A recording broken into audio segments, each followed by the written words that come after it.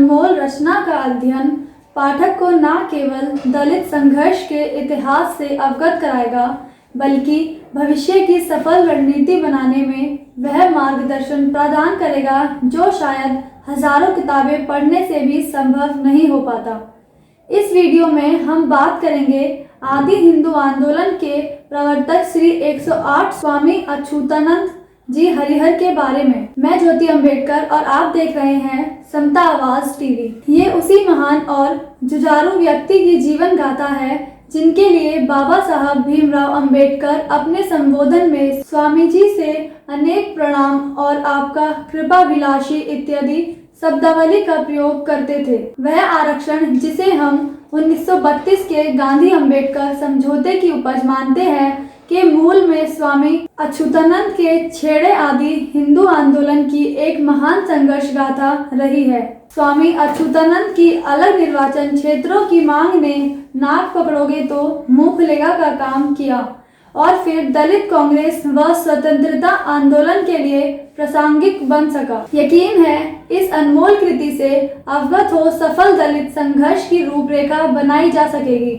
दलित संघर्ष के हर पहलू का दिग्दर्शन कराती है यह रचना, पढ़िएगा जरूर। आयोजकर्ता रमेश चंद्र आयकर आयुक्त। आइए देखते हैं दिल्ली में हुए इस ऐतिहासिक कार्यक्रम की झलकियां।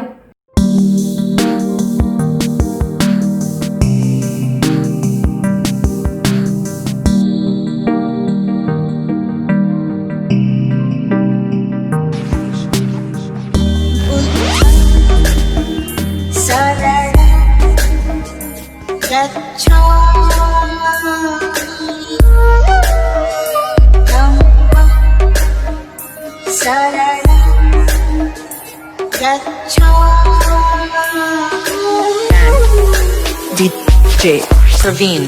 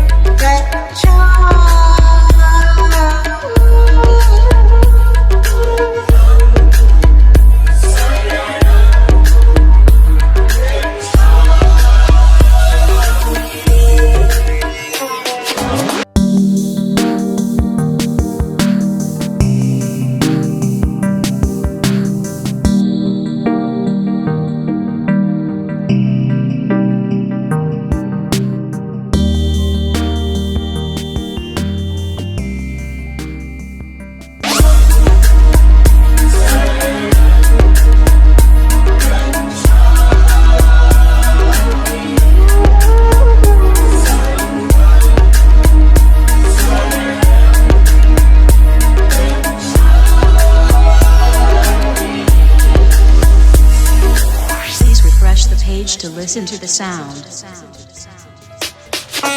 Ritesh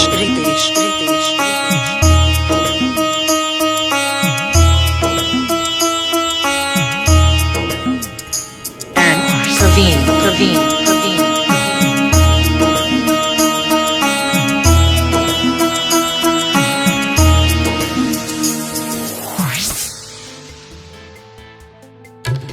द्वितीयं विबुद्धं शरणं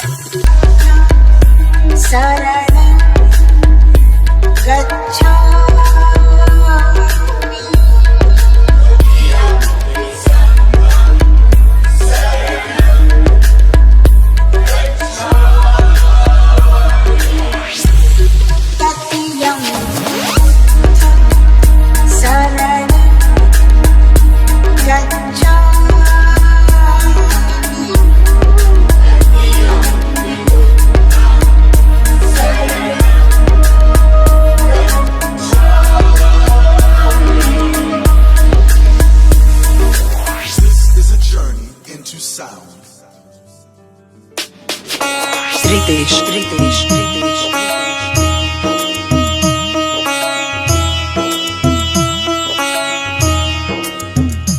And Praveen, Praveen, Praveen.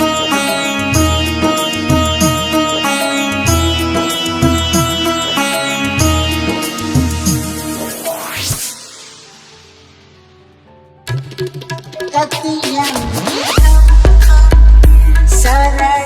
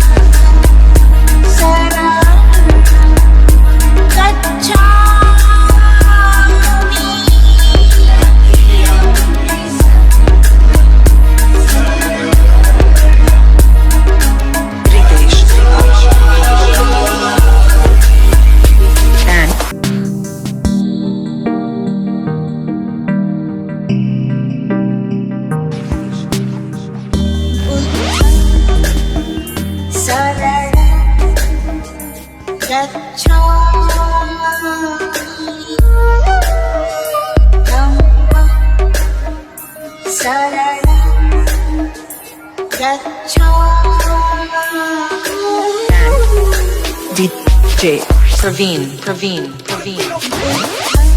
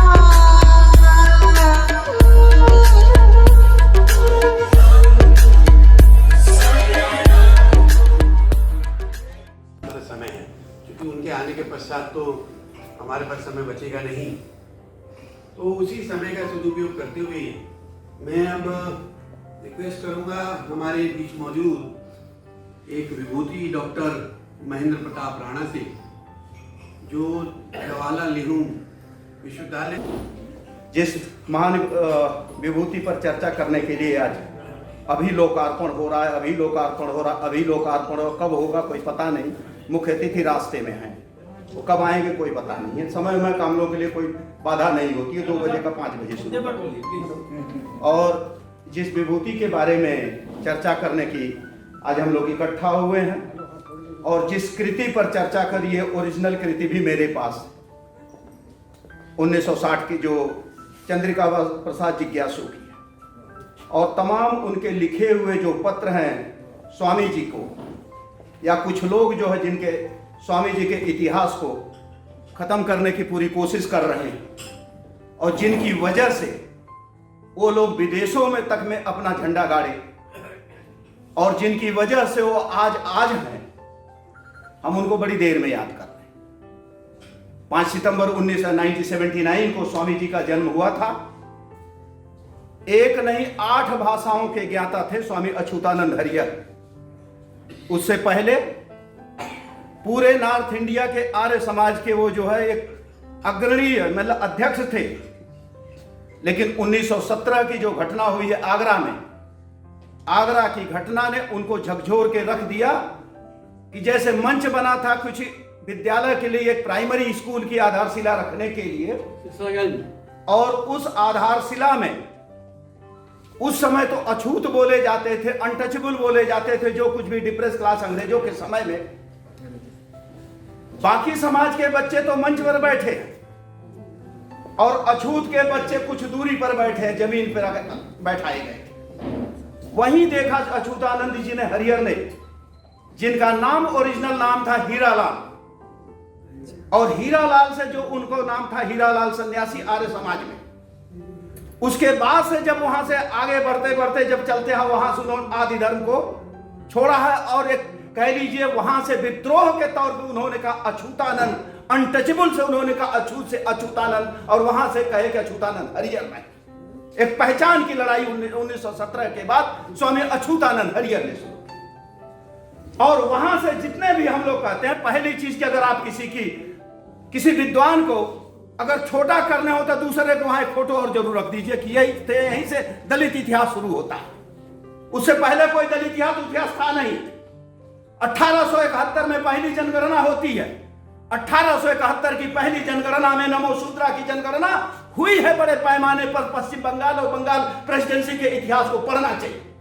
1871 में जिन महापुरुष की हम गणना करते हैं, बड़ी उसके कसीदे पढ़ते हैं, उस समय मुकुंद बिहारी मलिक जैसे लोग 1871 में बंगाल हाई कोर्ट में जस्टिस हुआ करते थे।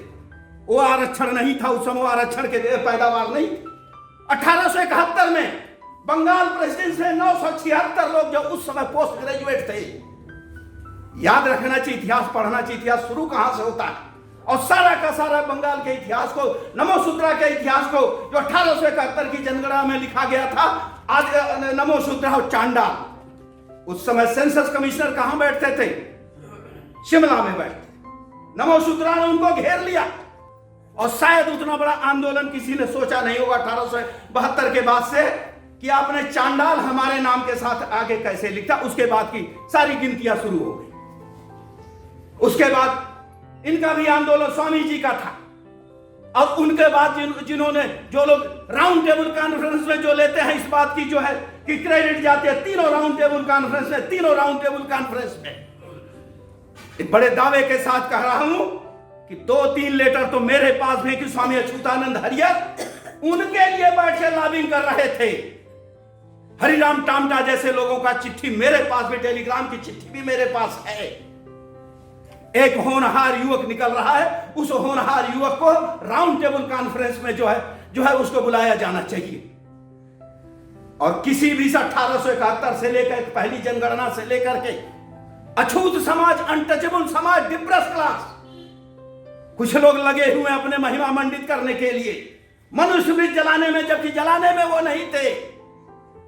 जलाने में भी कोई और था, वहां दर्शक दीर्घा में बैठे थे, लेकिन कहेंगे मनुस्मृति जला। जब आप हिंदू धर्म के हिस्सा ही नहीं आए तो आप जला किसको रहे हैं? क्यों महिमा मंडित कर रहे हैं? क्यों हिंदू धर्म के लिए बन रहे हैं आप?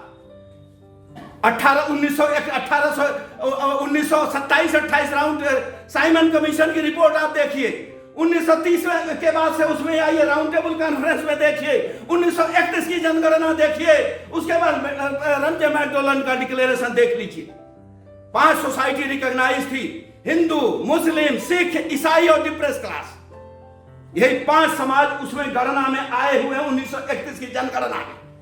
यही राउंड टेबल कॉन्फ्रेंस में है, यही साइमन कमीशन में है, यही जो है रमजे मैकडोनल्ड जो 1930 की जो है मोतीलाल नेहरू कमेटी बनती है, उस मोतीलाल नेहरू कमेटी में जो है जो जातियों के प्रश्न को एड्रेस करने के लिए मोतीलाल नेहरू कमेटी जब फेल होती है, अब 1931 की जो है क्या नाम रमजे मैकडोनल्ड का डिक्लेरेशन, उसमें भी यही 5 जातियां, हिंदू, मुस्लिम, सिख, ईसाई, डिप्रेस क्लास। जब 1931 सारे डॉक्यूमेंटेड हिस्ट्री पढ़े लिखे लोगों से कम मेरी शिकायत है, वो भी चाहते नहीं है पढ़ना। उनको भी पढ़ने लिखने डॉक्यूमेंट ढूंढने की आदत नहीं, वो भी लाइब्रेरियों में नहीं जाएंगे, वो भी आर्काइव में नहीं जाएंगे, वो भी जो है सारे के सारे जितने भी वो दस्तावेज ढूंढ के पढ़ेंगे नहीं। सोचते हैं वो भी कोई लेकर के आए, जब लेके आएगा तब तो तुम हिंदू धर्म के हिस्सा ही बनोगे। आज जो है समानता की वो है लड़ाई है, बराबरी की लड़ाई है। अछूतानंद हरिहर उस समय कहते थे जरूरत पड़े तो अपने जो है खाने के बर्तन भी बेच दो। शिक्षा के महत्व को समझते थे स्वामी जी, और कहते हैं जब जरूरत पड़े तब अपने खाने के बर्तन बेच दो, लेकिन अपनी जनरेशन को, आने वाली पीढ़ियों को पढ़ाने का काम करो। पढ़ाई नहीं करोगे तो तुम्हारा समाज कहीं का नहीं। आदि धर्म सम्मेलन जो हिंदू लिखा है, कहीं ना कहीं इसमें है, पढ़िएगा सब लोग लोकार्पण के बाद। इसमें लिखा हुआ उन्होंने स्पष्ट किया है कि मैं हिंदू शब्द क्यों लिख रहा हूं। कि यह समाज जो यहां का मूल निवासी समाज है, जो यहां का ओरिजिनल निवासी है, उसको मैं बताने के लिए लिख रहा हूं कि हिंदुओं के पहले से तुम तो कहीं और से आए हो, तुमसे पहले यह धरा, यह पृथ्वी, यह जमीन, भारतवर्ष तुम्हारा। ढूंढिए तो। अब फिर कुछ लोग कैसे जोड़ेंगे? स्वामी अछूतानंद हरिहर भी तो हिंदू लिखते थे। इतिहास पढ़ने की और इतिहास की व्याख्या करने की आपके अंदर कुवत होनी चाहिए, तब इतिहास आप अपने पक्ष में लिखेंगे, अपने समर्थन में लिखेंगे, ईमानदारी से लिखेंगे। आदि धर्म सम्मेलन के एक इंटरनेशनल सम्मेलन हुआ था, अंतरराष्ट्रीय आदि धर्म सम्मेलन। 51 जो है रीजनल सम्मेलन हुए थे, रीजनल कॉन्फ्रेंसेस हुई थी। और इंटरनेशनल में इतना आसान नहीं था उस जमाने में। 6-6 महीने से लोग चले रहे होंगे तब पहुंचे होंगे। कहां हुआ था? इलाहाबाद में हुआ था। आज जिस इंटरनेशनल जो रेफरेंसेस मिलते हैं कि ईरान तक से लोग आए थे, इसका मतलब कि आदि धर्म के उस समय वहां भी इस तरह के कुछ लोग रहे होंगे जो शोषित, वंचित, दबे, कुचले, जो इनकी आइडियोलॉजी से प्रभावित रहे होंगे, तभी तो वहां से चल के आए होंगे। आज जैसा कम्युनिकेशन तो नहीं था कि जो है 1 घंटे पहले जो अभी हमसे दैया साहब ने कहा कि राणा भाई मैं संजोग से हालचाल पूछने का ऑर्गेनाइजर महोदय ने उनसे कॉल कर दिया, कहते रहे यार ऐसा प्रोग्राम है आ जाइए। हमने कहा चलिए आ जाते हैं। ऐसा सिस्टम नहीं रहा होगा। और उस जमाने में 1927 में स्वामी अछूतानंद हरिहर आदि धर्म की पत्रिका निकालते थे। धर्म भी था। बड़े पैमाने पर नॉर्थ इंडिया में 4 लाख, 4.5 लाख, 4,60,000 का तो रिकॉर्ड मिलता है कि लोगों ने अपने आप को आदि धर्मी लिखा था। 1931 की जनगणना में सतनामी लिखा था बड़े पैमाने पर छत्तीसगढ़ के, जिसको जो गुरु घासीदास उस आंदोलन के अगुआ था। नमोसूत्रा लिखा था बंगाल के उस पे। जब एक बार यह बात आ जाती है कि हमारा धर्म भी था, हमारा देश भी था, हमारे लोग भी थे, और जिस माँ बाप से एक व्यक्ति पैदा होता, हर आदमी माँ बाप से ही पैदा होता, कोई नई बात नहीं था। जिसके माँ बाप जो कबीरपंथी थे अब कबीर पंथ कभी हिंदू धर्म का हिस्सा नहीं होता है मित्रों, नहीं था। उसके विद्रोह में था, बगावत में था। और जिसके मां बाप कबीर पंथी हो, बेटा कह दे मैं हिंदू धर्म में पैदा था, ये मेरे बस की चीज नहीं, हिंदू रह के मरूंगा नहीं। गजब का इतिहास तुमने बनाया। 16 सितंबर 1932 को रमजे मैकडोनल्ड का डिक्लेरेशन आता है, जातियों के प्रश्न, और 20 सितंबर को एक महीना बाद लोग आपसी समझौता करके बैठ जाते हैं धरने पर। काफी बड़ा धरना चल रहा है, 6 दिन का आमरण अनशन में एक आदमी मरने जा रहा है, समझौता हो गया। उससे पहले चाहे अहमदिया मुसलमान हो, चाहे सिख हो, चाहे दूसरे समाज के लोग हो, सब उसी महानुभूत के पीछे खड़े थे कि हम तुम्हारे साथ हैं, हम तुम्हारे साथ हैं। और जिस दिन वो आदमी जो धर्म परिवर्तन किया, जबकि उसका आदमी आदि धर्म स्वामी अछूतानंद का चलाया हुआ, जिसको जो है कहिए कि मक्खली घोषाल तक से, आज से नहीं, बुद्ध से पहले मक्खली घोषाल को जरा ढूंढिए तो तब समझ में आएगा कि आजीवक धर्म क्या है, क्या आजीवक परंपरा थी, कैसे मेहनत पर परिश्रम, जो जिसको वामपंथियों ने कब्जा लिया कि परिश्रम से खाएंगे, परिश्रम से खाएंगे। वामपंथी कब से परिश्रमी? मैं तो जेएनयू का छात्र भी रहा हूं और जेएनयू का टीचर भी रहा हूं। कब से वो हो गए class struggle, class struggle, class से काहे का क्लास स्ट्रगल। जब तक वामपंथ जेएनयू में बहुत मजबूत था, न छात्रों की सीट भरी, कभी न अध्यापकों की नियुक्ति होती थी। ये जेएनयू का ऑन रिकॉर्ड बोल रहा हूं, आपके ऑडिटोरियम में बोल रहा हूं, 50 बार आ चुका। और जहां जहां बड़े पैमाने पर आज भी मैं बता रहा हूं, देश में 3.5 करोड़ जो है आज भी दलित और जो है लोग जो है आज भी नागरिकता के लिए लड़ रहे हैं। लेकिन एक समुदाय विशेष जो बांग्लादेश ढाका से भाग करके आया, वो बंगाल के मुख्यमंत्री भी बनते हैं, एक नहीं 2-2 बनते हैं। दूसरे लोग जो है वहां के आकर के प्रधानमंत्री भी बन जाएंगे। लेकिन यहां का मूल निवासी, जब समझौता होता, समझौते की जो शर्तें होती हैं कि जितने लोग यहां से भारत वापस जा रहे हैं 47 के बाद या 71 के बाद, उन सबको भारत की नागरिकता दी जाएगी। सीए 2003, मित्रों नाम नोट कर लीजिएगा, पढ़िएगा तो जरा क्या। इसलिए हमेशा इस बात को कहता हूं कि स्वामी जी को पढ़ने की जरूरत है, व्याख्या करने की जरूरत है, पुनः व्याख्या करने की जरूरत। कितने परसेंट को उस समय जनगणना में स्थान था? 3%। लोथियन कमेटी के सामने जो प्रतिवेदन किया था, किसने दिया था? स्वामी अछूतानंद ने। यह नहीं चलने दिया जाए, इस तरह की बात आप मान लीजिए।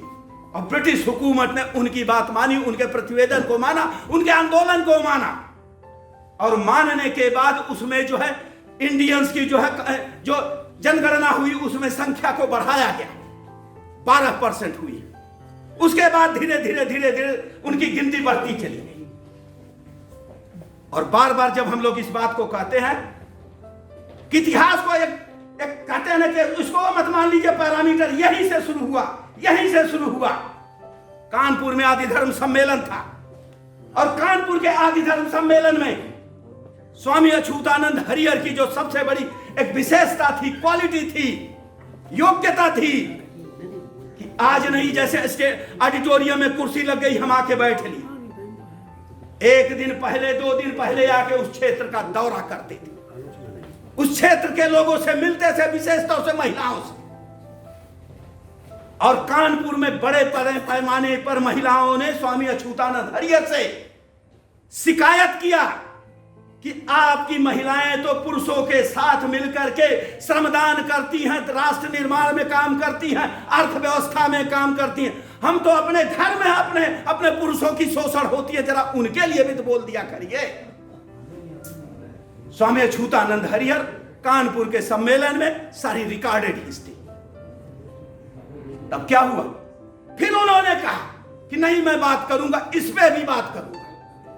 अब बड़े लंबे अपने भाषण में, ओजस्वी भाषण में स्वामी अछूतानंद हरिहर ने उस बात को रखा था कि मुझे केवल डिप्रेस क्लास या अछूत समाज की बात मैं नहीं करता हूं।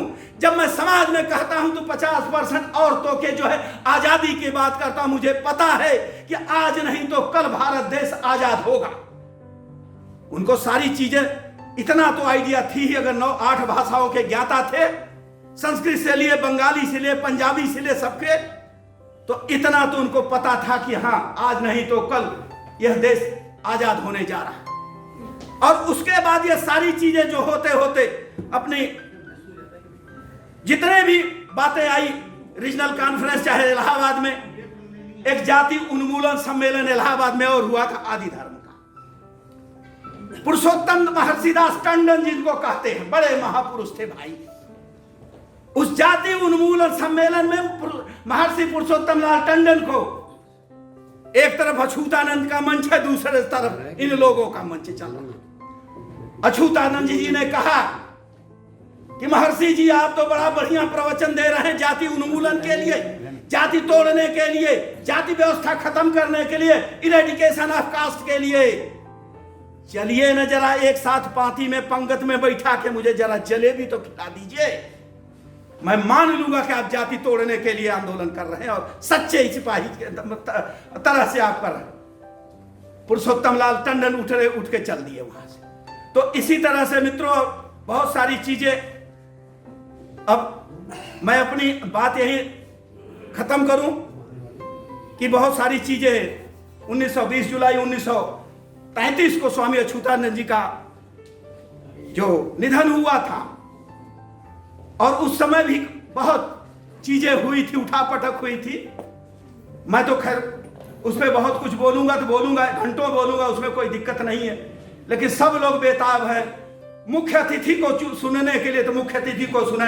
सभी लोगों से बहुत बहुत धन्यवाद, विशेष तौर से ऑर्गेनाइजर महोदय का धन्यवाद, आपने मुझे समय दिया। जय गुरुदेव सभी लोगों।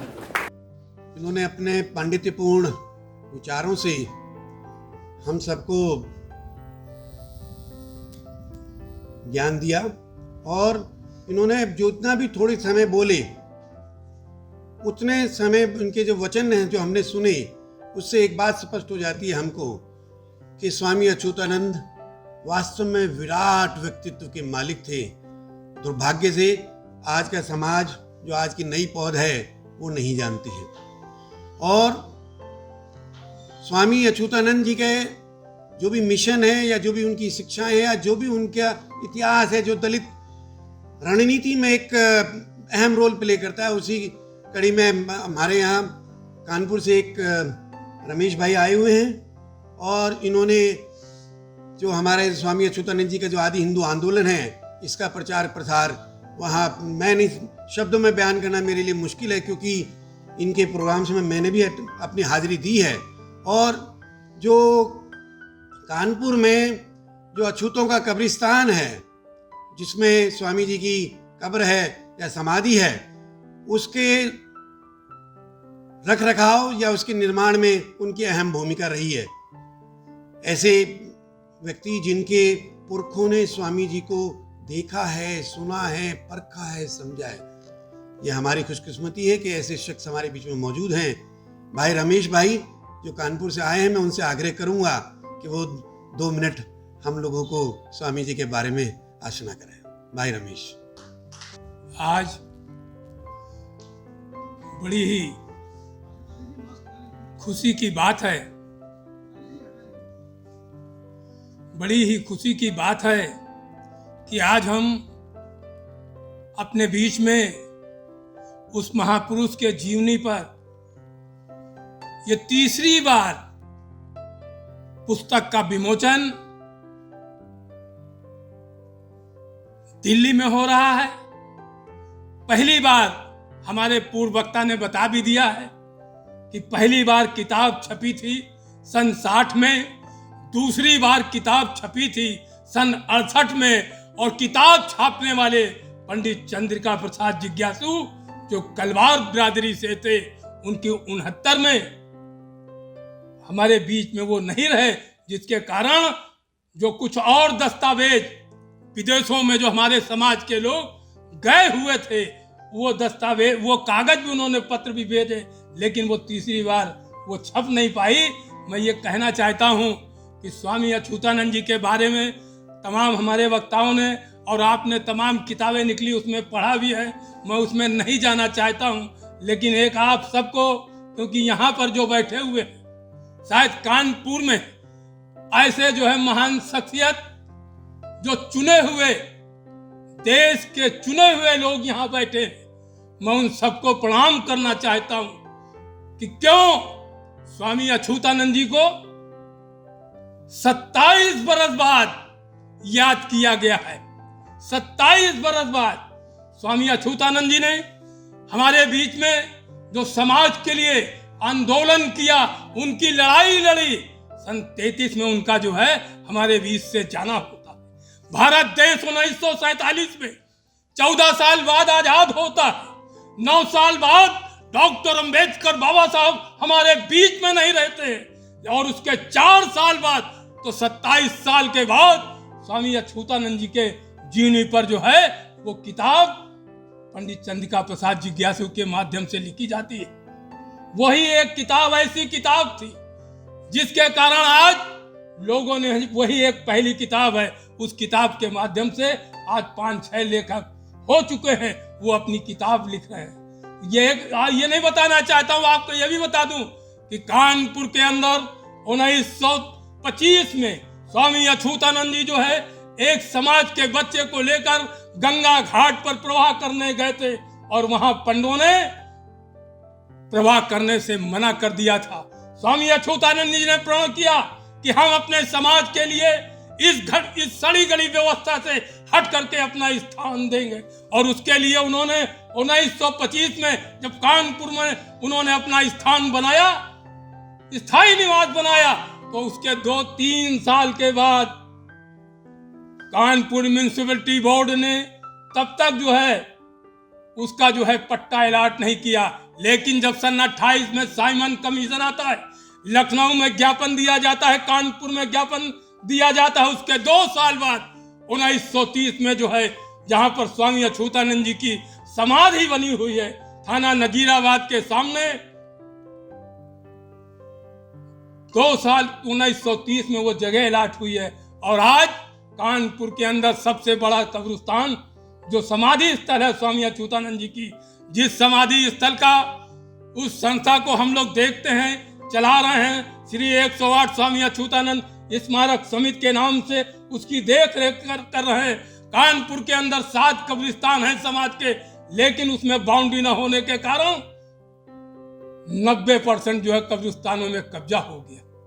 90% क्यों हो गया है?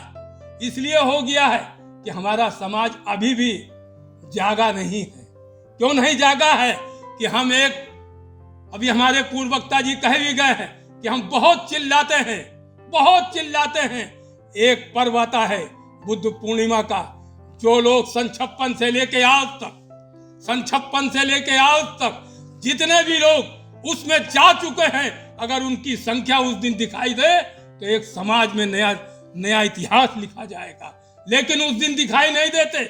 जिसने अगुवाई की है उस जयंती में तो लाखों की संख्या में आते हैं। यही एक फर्क पड़ा है, और यही एक कारण है कि हमारे स्थान जाते हैं, और जब हम जाते हैं कहाँ 5 साल के बच्चे को हम अंतिम संस्कार में स्थान दिखाते हैं, वो स्थान कौन सा होता है जिसके लिए हम सुबह से शाम तक अपनी जो है गला फाड़ करके लोगों को समझाने की कोशिश करते हैं। तो वो 5 साल का बच्चा देखता है कि हमारे पूर्वज का जो है संस्कार किस विधि से हुआ है। लेकिन स्वामी अछूतानंद जी ने वो स्थान दिलाया है जहां वहां पर किसी की जरूरत नहीं पड़ती है। स्वयं में आप पुरोहित हैं, आप अपने संस्कार से जो है अंतिम संस्कार करते हैं। ये है सीख। मैं ज्यादा बात नहीं कर करके, क्योंकि आज बहुत ही खुशी की बात मैं कहना चाहता हूं, हमारे बीच में मैं एक नाम भी लेना चाहता हूं। वो इटावा के निवासी डॉक्टर एमपी सिंह जी भी मौजूद हैं। हमारे पूर्व परिचित जो अभी राणा साहब, वो हमारे घर कानपुर में आ चुके हैं, मैं उनसे भी वाकिफ हूँ, बहुत बहुत धन्यवाद देना चाहता हूँ। और चंद्रा साहब से हमारी जो है 2019 में कानपुर में जब ये थे तो हमारी मुलाकात नहीं हुई, लेकिन जब कानपुर से दिल्ली आए तो कानपुर में जो है साहित्य के विषय में गए थे। हमारे एक मित्र के माध्यम से मुलाकात हुई। फिर हमने आग्रह किया, स्वामी अच्युतानंद जी की 6 मई को जो जयंती होती है उस जयंती में शिरकत किया और उसके बाद से हमारा संपर्क बना है। जो भी कागज हमको कहीं से भी मिलता है मैं चंद्रा साहब को उपलब्ध कराने की कोशिश करता हूं। अभी हमारे एक मित्र ने बंबई से जो लेटर उस समय जो है लिखा पढ़ी में किया गया था दस्तावेज का, वो स्वामी जी के जो है छोटे भाई कालू प्रसाद जी जो थे उन्होंने जो है वो अपनी एक पुस्तक थी उसमें ये जिक्र किया। इस जिक्र का जो है मैं आप सबसे विवरण कर रहा हूँ। उस पुस्तक में चंद्रा साहब ने भी जो है उसमें भी समायोजित करने का काम किया है। आए हुए तमाम साथियों का मैं अपने हृदय से उन सभी लोगों का धन्यवाद देना चाहता हूं। इन्हीं के साथ मैं अपनी वाणी को विराम करते हुए जय स्वामी अच्युतानंद। जो कानपुर से चलकर आ सकते हैं, लेकिन हमारे और भी भाई ऐसे हैं दिल्ली में जिनको न्योता दिया गया, लेकिन उनके पास वक्त की लगता कमी थी या ऐसा कुछ काम रहा होगा जो शायद इस काम से उनकी नज़र में इम्पोर्टेंट रहा होगा। अभी भाई रमेश जी नीचे गए हैं, मुख्य अतिथि आने वाले हैं। मुख्य अतिथि उनका एक अलग मुकाम अपना है, लेकिन मैं समझता हूँ उनसे महत्वपूर्ण है आप सभी लोग। और मेरे को खुशी है कि जितनी कुर्सी का इंतज़ाम हमने किया था कमोबेश 1-2 को छोड़ के सारी कुर्सियाँ भरी हुई हैं। ये दिखाता है आपका सम्मान कि स्वामी जी जो उस टाइम पर हम सब के लिए कुछ कर गए और वो कहीं ना कहीं इतिहास के पन्नों में कहीं गायब हो गया, और ये जो प्रयास आज आपके सामने जो दिख रहा है ये उसी कड़ी को अंजाम हम दे रहे हैं। अभी भाई रमेश जी ने बोला कि स्वामी जी का देहांत 1933 को हुआ था और 27 साल लग गए उनकी जीवनी को आपके हाथों में आने के लिए, क्योंकि 1933 के बाद 27 साल 1960 में पहली पुस्तक चंद्रिका प्रसाद जिज्ञासु जी ने आपके सामने रखी। उसके बाद उसका एक पुनर्मुद्रण हुआ 1968 में, 8 साल उसको लग गए। और उसके बाद अब 2021 में वही किताब नए कलेवर में अब आपके सामने है। हमारे मुख्य अतिथि आपके बीच में आ चुके हैं और अब मैं भाई रमेश जी से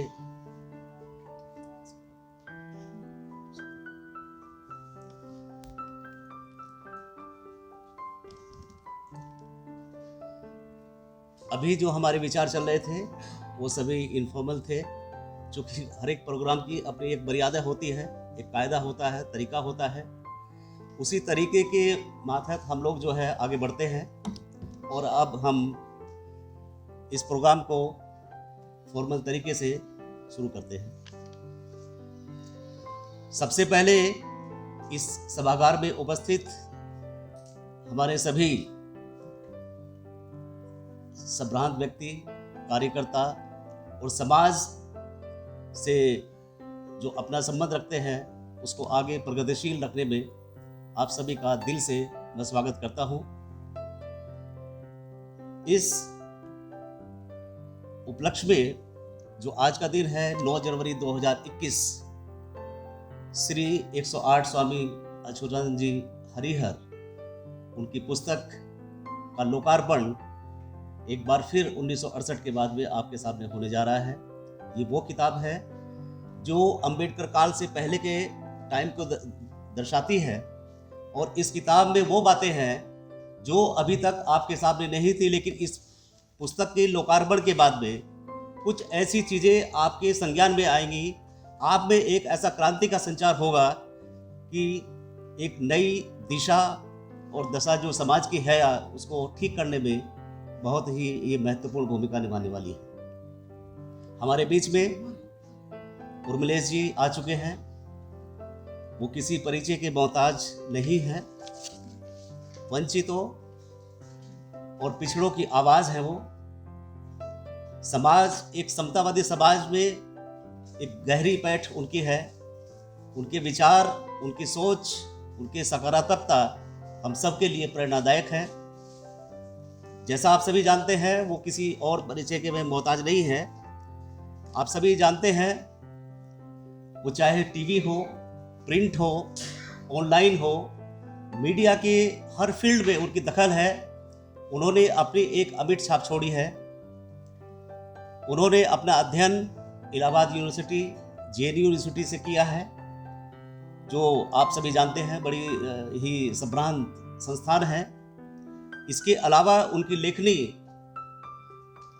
जो है बहुत ही रंगलाई है और 7 से अधिक किताबें उन्होंने लिखी है, जिसमें कुछ मुख्य किताबें हैं क्रिश्चियनिया मेरी जान, कश्मीर, विरासत और सियासत, झेलम किनारे, धधकते चिनार, ऐसी किताबें हैं जो आपके मन मस्तिष्क को झकझोर के रख देती हैं। और एक नया अनछुआ इतिहास कश्मीर का जो है आपके सामने आ जाता है। जी ने मुझे बहुत भारी भरकम काम सौंप दिया। ये पुस्तक की जो विषय वस्तु है या जो स्वामी जी की जो जीवनी है, हालांकि यहाँ इस हॉल में बैठे हुए लोगों को सबको पहले से पता ही है, कोई परिचय के मोहताज नहीं। हमारे पूर्व वक्ताओं ने कुछ उनके बारे में बता दिया है, फिर भी उनका विशेष आग्रह है कि मैं इस पुस्तक के बारे में थोड़ा सा बताऊं, इससे पहले कि हमारे आज के जो मुख्य वक्ता है, मुख्य अतिथि जो हैं, पुस्तक का लोकार्पण की कार्रवाई पूरी करें। मैं क्या बोलूं, ऐसा ही प्रश्न कबीरदास जी से पूछा गया था। एक व्यक्ति कबीरदास जी के पास जाता है और वो कहता है कि महाराज मुझे मोक्ष का मार्ग बताइए। और मैं ध्यान चाहूंगा इस सुंदर से हॉल में जो लोग बैठे हुए हैं, मुझे लगता है ऐसे सुंदर पंक्तियां शायद मेरे तो संज्ञान में कम से कम नहीं आई। तो कबीरदास जी ने कहा, मैं तो आया मां की गोद में, मैं तो आया मां की गोद में, मैं का जानू का मार्ग होए। मैं तो आया मां की गोद में, मैं का जानू का मार्ग होए। राह पूछो रैदास से, जिन गठरी लाई ढोए। क्योंकि मतलब जिसके लिए, जिस रैदास के लिए कबीरदास ने इस वाणी का इस्तेमाल किया, उस रविदास का परिचय नहीं दिया सकता। उसी प्रकार से जहां तक स्वामी जी का प्रश्न है, मैं क्या बोलूं, छोटा सा मुंह मसूर की दाल।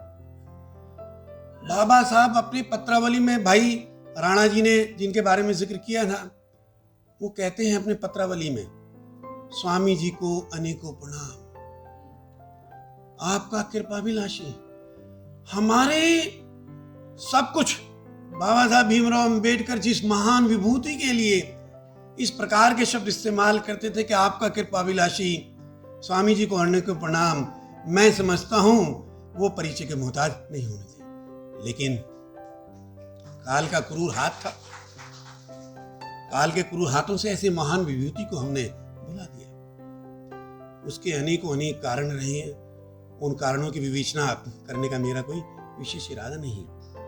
लेकिन हाँ, मैं अल्टीमेटली बहुत साथियों ने मुझसे ये प्रश्न पूछा कि भाई ऐसे इतने बरसों के बाद, 60-70 साल के बाद स्वामी जी की जीवनी छापने का प्रयोजन है क्या आपके दिमाग में घूम रहा था? तो मुझे लगता है कि मैं मुख्य अतिथि से इजाजत चाहूंगा, 2 मिनट मैं अपनी इस कार्यक्रम के पीछे की भूमिका मैं बतला दूं कि ultimately what went into my mind behind launching this particular book, जिसके लिए आज हमने मुख्य अतिथि को जहमत दी है कि वो इसका लोकार्पण करें। दरअसल में मेरा ऐसा मानना रहा कि बाबा साहब के परिचय तो हम, वो बात अलग है, पढ़ा हमने सब ने है, जाना कितनों ने इसके बारे में संदेह है। पढ़ा बहुत लोगों ने है, लेकिन जाना शायद हम लोगों ने कम ने है। लेकिन स्वामी अच्युतानंद जिनके लिए बाबा साहब ने इस शब्दावली का इस्तेमाल करा, उनके बारे में तो कोई बिल्कुल नहीं।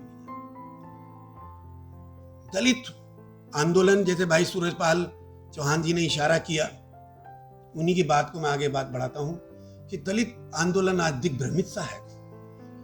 जो तथाकथित दलितों का जो बुद्धिजीवी वर्ग है, वो अपने कर्तव्य में फेल हो रहा है, उनको दिशा निर्देश देने में। और मुझे लगता है कि जो समाज अपने इतिहास को भूल जाता है वो अपना इतिहास बना भी नहीं सकता। और उसी प्रयोजन से इस किताब को हमने आज जनता के सामने लाने का प्रयास किया है।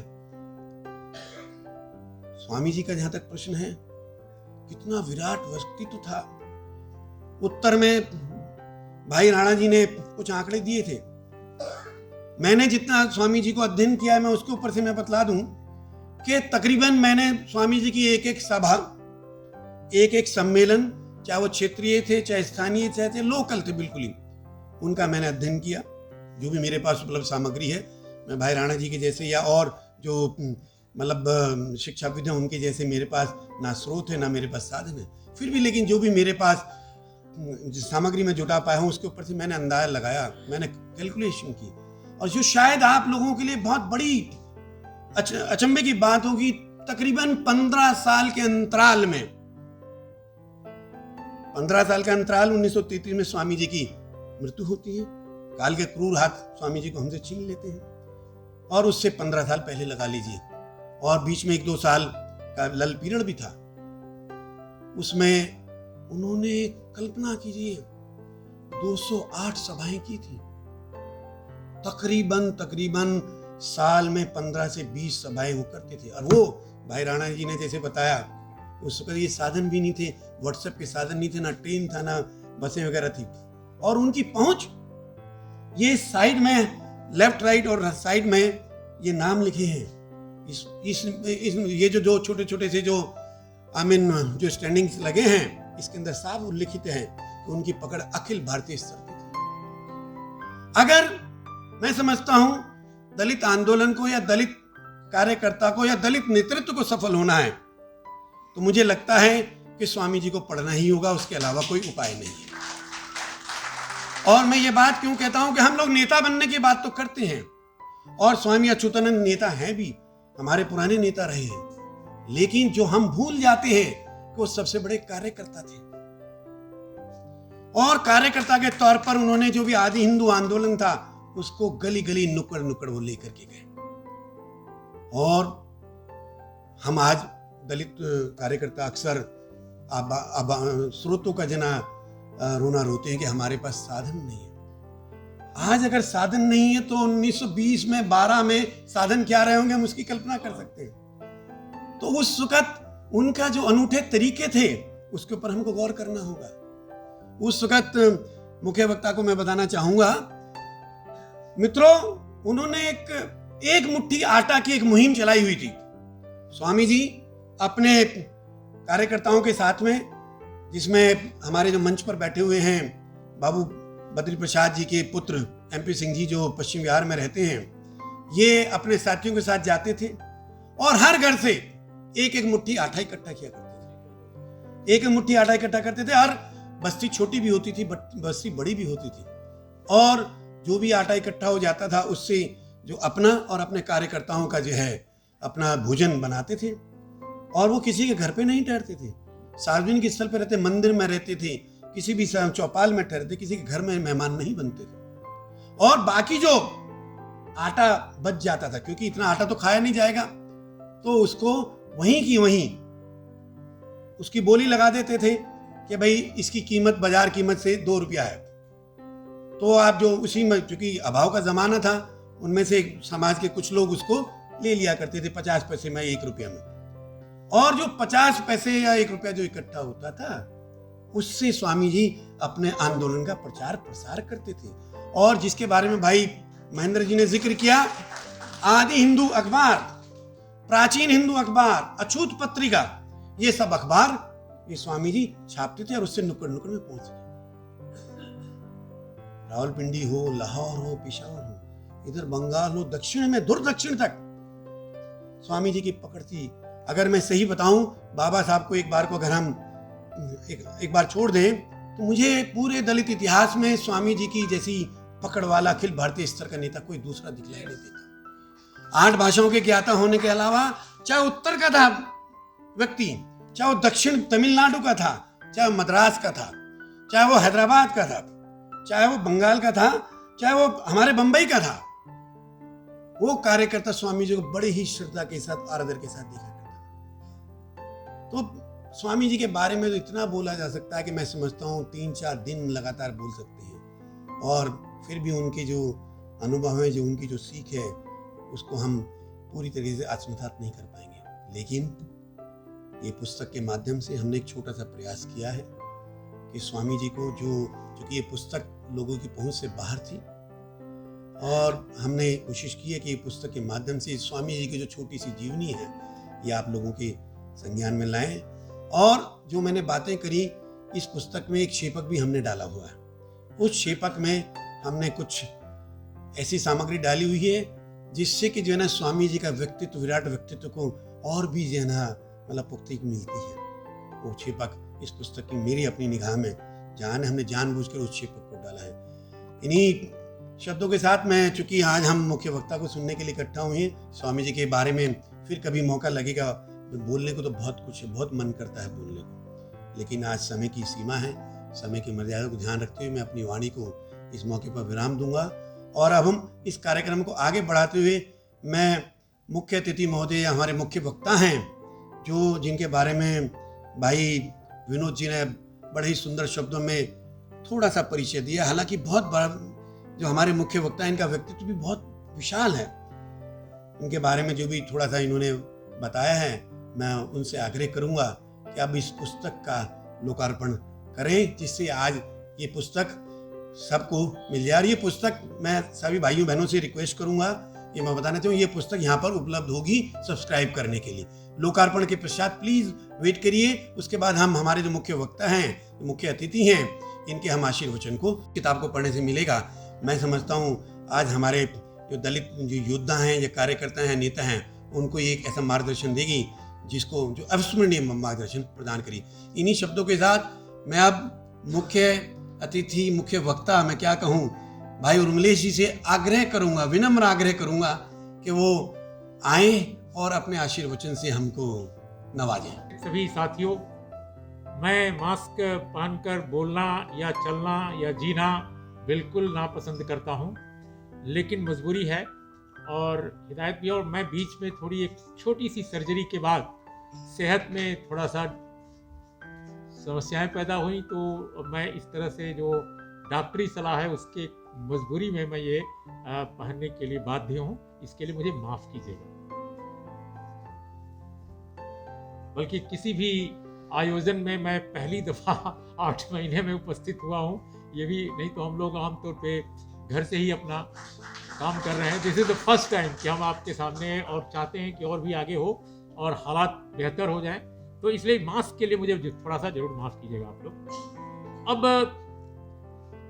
रमेश जी ने बहुत संक्षिप्त में सही लेकिन काफ़ी सारगर्भित ढंग से हिंदू समाज सुधार कार्यालय जो सादतगंज लखनऊ है, प्रकाशक पहला है, वो किताब श्री 108 स्वामी अच्युतानंद जी हरिहर, इनके बारे में आपको बताया।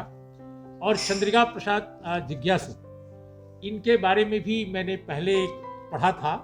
फिर कुछ और हमारे जो लेखक हैं, खासकर उत्तर भारत के ही, उनके जरिए भी उनके बारे में और अच्युतानंद जी के बारे में थोड़ा बहुत टिप्पणियां मैं पढ़ता रहा हूं। लेकिन सच पूछिए तो ये किताब मैंने पहली बार देखी और मुझे बहुत खुशी हुई। खुशी इसलिए हुई कि हमारी ट्रेडिशन, हमारी एक विरासत ये भी रही है कि जो जनपक्षधर या दलित या उत्पीड़ित समाज या बहुजन समाज के जो लोग हैं, चाहे वो उस वर्ग में, उस समाज में पैदा हुए हों या न हुए हों, लेकिन जो भी ऑप्रेस्ड यानी उत्पीड़ित समाजों की जो भी पक्षधर लोग हैं, चाहे इतिहासकार हों, पुरातत्व शास्त्री हों, सौंदर्य शास्त्री हों, आलोचक हों, इतिहासकार हों, सबने ये काम किया है कि अतीत के उन भुलाए हुए लोग, विस्मृत लोग, विस्मृत परंपराएं, उनकी तलाश भी की है, उनकी खोज की है। ये बहुत महत्वपूर्ण हिस्सा है अपने इतिहास को समझने और अपने इतिहास को बदलने का। मैं आपको बताऊं, राहुल सांकृत्यायन, आप लोगों ने नाम सुना होगा। वो एक ब्राह्मण समाज में पैदा हुए थे, लेकिन हिंदुत्व और ब्राह्मणत्व के खिलाफ जितनी बड़ी लड़ाई उन्होंने लड़ी एक दौर में, बहुत कम लोगों ने लड़ी होगी, खासकर उस तरह के वर्गों में पैदा हुए। मैं क्यों राहुल जी का नाम आज ले रहा हूं इनके साथ, अच्युतानंद जी के साथ? जैसे जिस तरह रमेश जी ने अच्युतानंद जी को फिर से एक इतने वर्षों के बाद इस साहित्य को प्रकाशित करके काम किया। वैसे ही राहुल जी जहां भी जाते थे वो खोज खोज कर ऐसे लोगों को निकालते थे, ऐसे नायकों को निकालते थे, उनके बारे में बुद्धिज्म के बहुत सारे जो विलुप्त साहित्य है उसको राहुल सांकृत्यायन ने भदंत आनंद कौशल्यायन के साथ, जो लोग भी नागपुर में दीक्षा भूमि के इतिहास से परिचित होंगे, भदंत जी के बारे में जानते होंगे, तो भदंत जी और राहुल जी ने मिलकर बहुत सारा काम किया और उसमें तिब्बत से लाया गया बहुत बड़ा जो साहित्य है, बहुत बड़ा विपुल, खच्चरों पर भर करके वो लाए थे। और उस दौर में सोचिए ग्लेशियर्स, हिमनदों को पार कर कैसे वो आदमी खच्चरों पर लाद कर लाया होगा बुद्धिज्म की वो तमाम विलुप्त सामग्रियां और तमाम जो इतिहास और तमाम संस्कृति पुरातत्व से जुड़े तमाम पहलू, वो आश्चर्यजनक है। तो इसलिए पहली बात तो मैं बहुत बधाई और शुभकामनाएं देता हूं रमेश जी को, उनके साथियों को, कि उन्होंने इस किताब को प्रकाश में लाया है। ये हम सब के लिए बहुत महत्वपूर्ण है। मैंने इस किताब को पढ़ लिया और इसकी बहुत सारी जो प्रस्तावनाएं हैं बहुत रिलेवेंट हैं। और चूंकि जब कभी भी बहुजन समाज हो या सबाल्टर्न, जिसको जो भी आप कह लीजिए, अनेक असंख्य लोगों ने इस पर काम किया है और उनके अपने अपने वक्त के जो दबाव हैं, अपने वक्त की जो एक चेतना है, यानी समय की चेतना जिसको कहते हैं, उस समय की चेतना को ट्रांसेंड भी किया है उन लोगों ने, यानी उसको लांघा भी है। तो ऐसे जो मनीषी हैं बहुत सारे हैं और उनको मैं समझता हूं कि अगर आप हम 11वीं 12वीं 13वीं शताब्दी का भी दौर देखें तो चमत्कारिक काम हुआ है इस देश में, लेकिन उन कामों को एक जगह जुटाने की जरूरत है जो धीरे धीरे गायब हो रही है चीजें। यहाँ तक कि हम पूर्वी उत्तर प्रदेश में पैदा हुए और हमने देखा कि कबीर साहब जो हमारे इलाके में पैदा हुए थे, कबीर साहब की बहुत सारी जो कविताएं हैं, साखियां, शब्द या जो भी उनको जिस फॉर्म में भी हों, उनकी जो ओरिजिनल जो साखियां हैं और शब्द हैं उसमें बेहुदे किस्म का, बहुत ही घृणित किस्म का कंटेंट भर करके और पेश किया जा रहा है इस समय कि ये कबीर साहब ने कहा था। तो मुझे लगता है कि वो भी एक सावधानी बहुजन समाज के जो लेखक हैं, बुद्धिजीवी हैं, रिसर्चर हैं, उनको भी करनी होगी कि कैसे हमारी जो विरासत है उसको विकृत करने के लिए। अब आप कल्पना कर सकते हैं होली के दौरान जो भारत के उत्तर भारत का हिंदी हार्टलैंड है, वहां पर जो आप माने जो जो जो जो यूं कहा जाए कि उत्पीड़क समाज के बहुत सारे लंपट किस्म के तत्व हैं, वो आमतौर पे अपने ही समाजों की महिलाओं और प्लस उत्पीड़ित समाज के पुरुष या महिलाओं को गाली देने के लिए कबीर का इस्तेमाल करते हैं। ये पता नहीं आप लोगों में से कितनों को मालूम है, लेकिन अगर जो लोग उत्तर प्रदेश बिहार के रहने वाले हैं, होली में जो गाया जाता है बहुत सारा जो कबीर के नाम पर गाना, वो दरअसल गालियों में भर कर गाया जाता है और कहा जाता है कि ये कबीरा कबीरा माने कबीर ऐसा कह रहे हैं। जी जी सरारा, आप बिल्कुल सही पकड़े। तो मेरा ये कहना है कि ये जो चीजें हैं, नहीं मैं वही कह रहा हूं, आप प्रेशर्स, तो ये जो चीजें हैं मुझे लगता है उनको चुनौती देने की जरूरत है और अपनी जो महान परंपराएं हैं उनको सामने लाने की जरूरत है। एक तो मैं ये कहना चाहता हूं इस किताब के कॉन्टेक्स्ट में। दूसरी बात जो मैं करना चाहता हूं दोस्तों, कि इस समय भारत में सबसे बड़ी घटना, अगर दुनिया के देशों के रोशनी से देखिए, उनकी निगाह से देखिए, तो भारत की सबसे बड़ी घटना क्या है? इस समय भारत में क्या घट रहा है जो सबसे बड़ा है? किसान आंदोलन। लेकिन आप देखें, अगर हमारे देश का मीडिया, चैनल्स या जो पॉलिटिकल लोग हैं, उनकी नजर में या तो वैक्सीन है, सुबह से वैक्सीन, रात तक वैक्सीन, या फिर दूसरे इश्यूज हैं। जैसे आज की सबसे बड़ी घटना सुबह मैं देख रहा था कि बंगाल में मुट्ठी भर चावल अभियान चल रहा है, वहां नेताजी पहुंचे हैं और उसके लिए पूरा अभियान चलाया जा रहा है। तीसरी बात, महाराष्ट्र में औरंगाबाद का नाम बदलने का एक अभियान चलाया जा रहा है, उसको लेकर अभी कहा जा रहा है बिहार में पहले बदल लो भाई, उसको सावरकर नगर कर दो और इसको संभाजी नगर कर दो।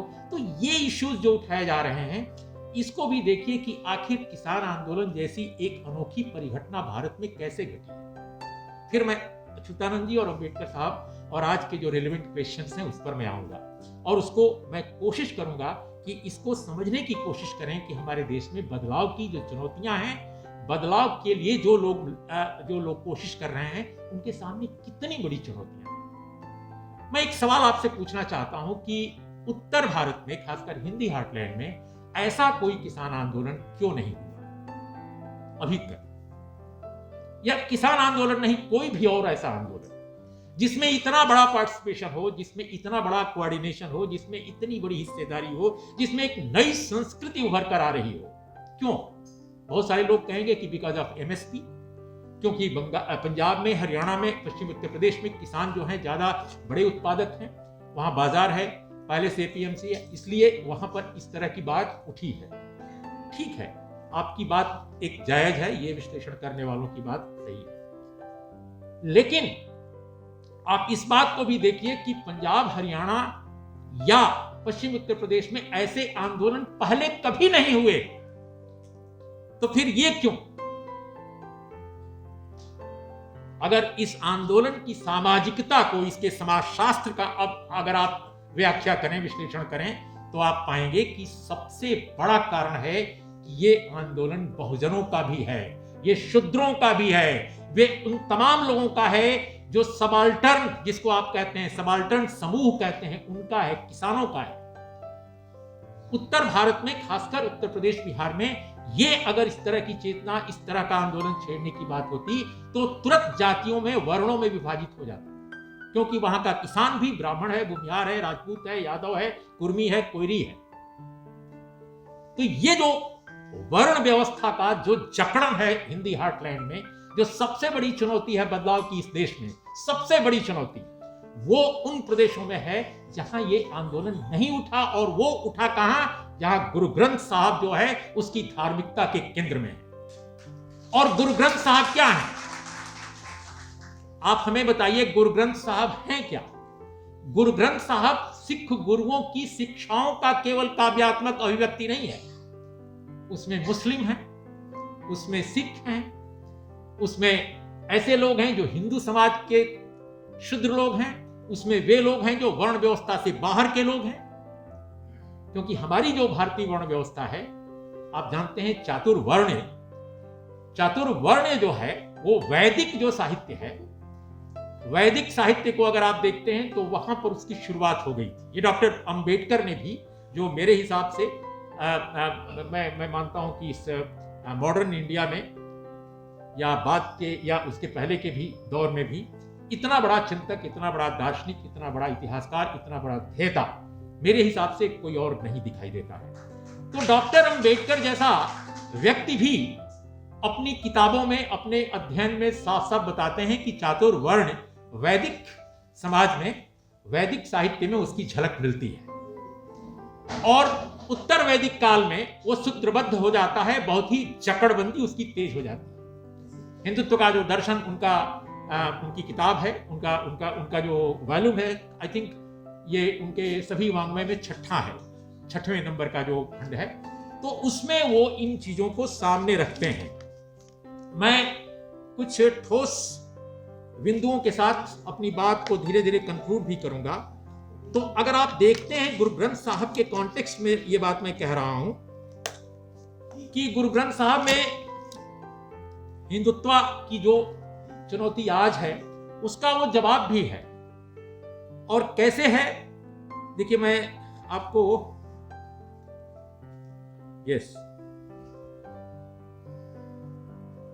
पहले मैं ये आपके सामने रख दूं कि उसमें कबीर हैं, गुरु रविदास हैं, रैदास जिनको कॉमन लैंग्वेज में कहा जाता है, भगत नामदेव हैं, नामदेव के अलावा जो हैं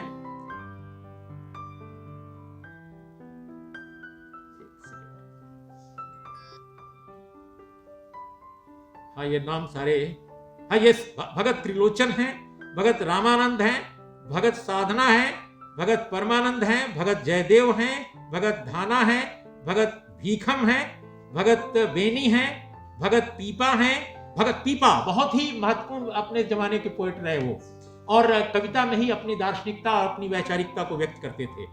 भगत सूरदास हैं, सैन हैं, गुरु नानक हैं, गुरु अंगद हैं, गुरु अमरदास हैं, बाबा सुंदर हैं, शेख फरीद हैं, शेख फरीद याद रखें, गुरु रामदास हैं, गुरु अर्जन हैं, सत्ता डोम हैं, सत्ता डोम हैं, बालवंद राय हैं, भट्ट कैसर हैं, कालसर, भट्ट बाल्थ हैं, भट्ट बाल, भट्ट भीखा हैं, भट्ट गयानंद हैं, भट्ट हरबंस हैं, भट्ट जालप हैं, भट्ट कीरत हैं, भट्ट मथुरा हैं, भट्ट नाथ हैं, भट्ट साल्थ हैं और गुरु तेग बहादुर हैं। ये हैं गुरु ग्रंथ साहब के सारे वे पोएट, राइटर या जिनको आप कंट्रीब्यूटर कह सकते हैं।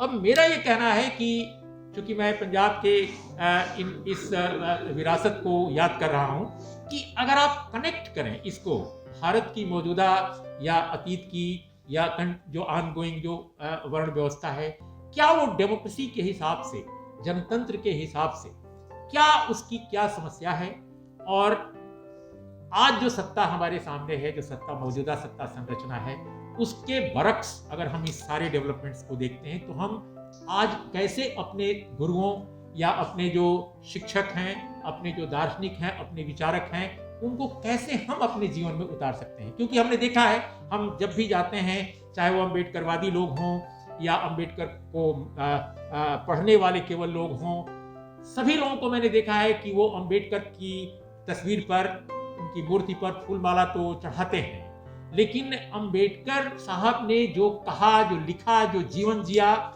उसको अपने जीवन में नहीं उतारते। और सबसे बड़ी समस्या यहीं पैदा हो जाती है कि एक अजीब तरह का शब्द और कर्म का एक विभाजन दिखाई पड़ता है हमारे समाज में कि हम पूजना चाहते हैं लेकिन हम अपनाना नहीं चाहते हैं, हम आत्मसात नहीं होना चाहते हैं। तो हम केवल इस बात से खुश हो जाते हैं कि अम्बेडकर साहब न होते तो हमें आरक्षण नहीं मिला होता, और हमें हमारी जो संततियां हैं वो पढ़ी लिखी नहीं होती, नौकरी नहीं पाई होती। लेकिन अब तो आरक्षण भी लूट रहा है, अब तो आरक्षण भी लूट रहा है। तो एक अंबेडकर ने भारत में आरक्षण को इंश्योर किया। सामाजिक न्याय या एफर्मेटिव एक्शन नाम की जो चीज भारत में आई, वो एक व्यक्ति के कारण आई, संगठित रूप में। इसके पहले भी थी, मानता हूं, कुछ एक स्टेट में, ब्रिटिश पीरियड में। लेकिन भारत में हम अगर संवैधानिक तौर पे एफर्मेटिव एक्शन को इंट्रोड्यूस करने का श्रेय किसी एक व्यक्ति को जाता है तो डॉक्टर बी आर अम्बेडकर। और आज अम्बेडकर के कितने भक्त हैं? भारत की राजनीति में मैं एक बार गिना था तो 83 लीडर्स, 83 लीडर्स ऐसे हैं जो दलित समाज के हैं, जो बहुजन समाज के हैं, जो टॉप लेवल पर हैं, जो भारत की संसद, भारत की राज्यसभा, लोकसभा में मेंबर रहे। 83, ठीक है जी, अभी। और बड़े लीडर हैं, केवल अठावले साहब नहीं, उनसे भी बड़े लीडर हैं। अठावले मंत्री जी हैं, लेकिन और भी लोग हैं जो बहुत बड़े नेता हैं। ये सारे के सारे अम्बेडकर के भक्त अपने को मानते हैं, अम्बेडकर साहब पर फूलमाला चढ़ाते हैं। लेकिन इन सबके रहते हुए मौजूदा सरकार ने रिजर्वेशन को, जो अम्बेडकर के कारण भारत की जनता को मिला, उसको इररिलेवेंट बना दिया। 10% रिजर्वेशन जो भारत के संवैधानिकता का हिस्सा नहीं है, जो भारत के संविधान के विरुद्ध है, वो देखते देखते इंट्रोड्यूस हो गया अपर कास्ट के गरीब लोगों के नाम पर। इस तरह से अगर देखा जाए तो आरक्षण कितना हो गया? आप आरक्षण को देखिए, लगभग वो 60% हो गया। यानी सिर्फ 15% लोगों को भारत में 60% रिजर्वेशन है। ये किसी भी तरह से, इसको कैसे आप जायज ठहरा सकते हैं, मुझे नहीं समझ में आता। लेकिन इसको चुनौती देने वाला वर्ग कहां खड़ा है, जो अपने आप को अम्बेडकर की विरासत का हिस्सा मानता है? इसीलिए मैं कह रहा हूं कि हम शब्द और कर्म के विभेद के जीते जागते उदाहरण है आज की धरती पर, कि हम भारत के लोग, हम कहते कुछ हैं, जीते कुछ। और ये जो बुनियादी फर्क है वो हमें भी पंजाब में, हरियाणा में, पश्चिम उत्तर प्रदेश में जो आंदोलित किसान आज का है, उससे हमको अलग करता है। और ये पहली दफा है वर्षों के बाद, वर्षों के अंतराल के बाद, कि भारत के उत्तर हिस्से के किसानों ने एक ऐसे आंदोलन को छेड़ा है जो सचमुच, जिसमें शब्द और कर्म की का विभेद जो है वो खत्म हो गया है। अब आप कह लीजिए कि नहीं साहब, इसमें तो धनी किसान हैं, इसमें तो उत्पादक किसान हैं, इसमें दलित कम हैं, इसमें आदिवासी कम हैं, इसमें ओबीसी कम है। ऐसा कुछ नहीं है। इसमें सचमुच वे लोग हैं जो मेरे हिसाब से सिर्फ इसलिए हैं क्योंकि उनकी धार्मिकता चातुर्वर्ण में नहीं है। क्यों? क्योंकि वो उस धर्म के अनुयायी नहीं हैं जो मनुष्यता में यकीन नहीं करता। और डॉक्टर बी आर अम्बेडकर ने भारत के बौद्धिक इतिहास में पहली दफा इस बात को सामने रखा कि हिंदुत्व यानी हिंदू धर्म जिसको आप कहते हैं, वो मनुष्यता में यकीन नहीं करता, वो मानवता में यकीन नहीं करता, वो श्रम में यकीन नहीं करता, वो सिर्फ श्रम का विभाजन नहीं करता है, वो श्रमिकों का भी विभाजन करता है। डॉक्टर बी आर अम्बेडकर की जो थीसिस है कि वो श्रम का विभाजन नहीं करता, सिर्फ वो श्रमिकों का भी विभाजन करता है। और मैं समझता हूं कि जब तक इस चुनौती को आप और हम नहीं समझेंगे, जो हिंदुत्व की चुनौती है, जब तक हम ये मानने के लिए, अपने को मनाने के लिए जिद करते रहेंगे कि हमको बड़ा हिंदू समझो, जो आज उत्तर प्रदेश बिहार में दिखाई दे रहा है। ओबीसी के कम्युनिटी के जो लोग हैं वो सबसे अधिक जो हमलावर हैं इस समय लव जिहाद से लेकर और तमाम तरह के खुराफातों में, वो ओबीसी के लोग हैं। आप देख लीजिए, आप घटनाओं की प्लीज आप देखकर आप समाचारों को पढ़िए और एनालाइज कीजिए। क्योंकि मैं न्यूज़मैन हूं तो उस हिसाब से मैं इन घटनाक्रमों को देख रहा हूं। आप पाएंगे कि 2 या 4 लोग जो हिंदुत्व के बड़े पैरोकार हैं, वो पर्दे के पीछे से योजनाएं बनाते हैं और एग्जीक्यूशन जो है वो दलित ओबीसी के लोग से कराते हैं, प्राइमरली ओबीसी के लोगों से। तो ये एक हमारा जो राजनीतिक समाजशास्त्र आज की तारीख में है, उसको समझने की जरूरत है। और